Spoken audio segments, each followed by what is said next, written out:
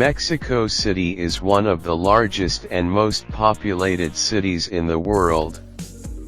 Originally built by the Aztecs in 1325 on the dry bed of Lake Texcoco, it is surrounded on three sides by tall mountains and volcanoes and sits in the Valley of Mexico, also known as the Valley of the Damned.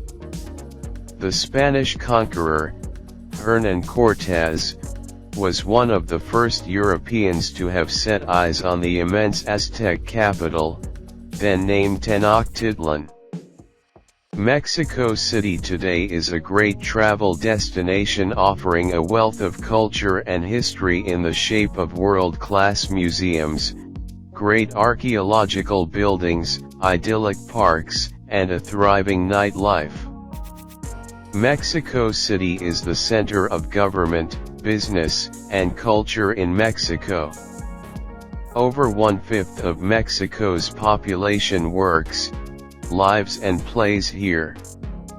The city never seems to sleep, and the ever-present energy is one of the big attractions of this metropolis. Aficionados of history, culture, and archaeology will find a rich panoply of areas and places to feed their thirst for new insight and knowledge.